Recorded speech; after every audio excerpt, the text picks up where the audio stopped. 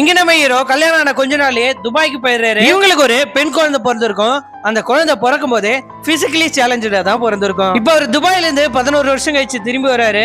இது வரைக்கும் உன் குழந்தைய நான் பாத்துக்கிட்டேன் 11 வருஷமா, இதுக்கப்புறம் நீ பாத்துக்கோ அப்படின்னு சொல்லிட்டு அந்த குழந்தைய விட்டுட்டு ஓடி போயிடுறாங்க. அந்த குழந்தை கிட்ட பேசலான்னு போனா அந்த குழந்தை பயங்கரமா கத்த ஆரம்பிக்கிறா. வீட்டுல இருக்கிறவங்களும் எப்படி கத்துறா பாரு, இவளை எங்கேயாச்சும் அனாதாசிரமத்துல எத்துமே விடு அப்படின்னு சொல்லிட்டு கத்துறாங்க. அவரோட தம்பி பொண்ணு வந்து இவகிட்ட இப்படி ஆக்ட் பண்ணா இவளுக்கு ரொம்ப பிடிக்கும் அப்படின்னு சொல்லிட்டு ஆக்ட் பண்ணி காட்டுறா. இதை பாக்குறவங்க அம்மாவும் அவளை மாதிரி பண்ணாதன்னு எத்தனை முறை சொல்றது அப்படின்னு சொல்லி அடிச்சு அந்த பொண்ணை இழுத்துட்டு போயிடுறாங்க. நம்ம ஹீரோவும் அந்த பொண்ணு மாதிரி நடக்க ட்ரை பண்றாரு.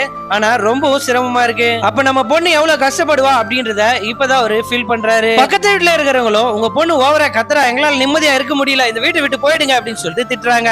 இது கேக்குற நம்ம ஹீரோவோ 11 வருஷமா சம்பாதிச்ச காசை வச்சு ஆள் நடமாட்டமே இல்லாத ஒரு இடத்துக்கு வீடு வாங்கி அந்த இடத்துக்கு போயிடுறாரு. அந்த பொண்ணுக்கு தேவையான எல்லா வேலையுமே இவர் பண்றாரு.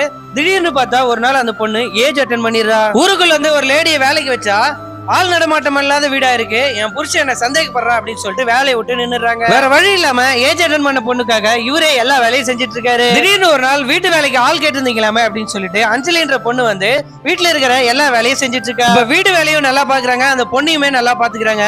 அவர்கிட்ட போயிட்டு சார் என்ன கல்யாணம் பண்ணிக்கிறீங்களா அப்படின்னு சொல்லிட்டு அந்த பொண்ணு கேக்குறா. அந்த பொண்ணையும் இவரு கல்யாணம் பண்ணிக்கிறாரு. ஆக்சுவலா அஞ்சலிக்கு ஆல்ரெடி கல்யாணம் ஆயிருக்கும்.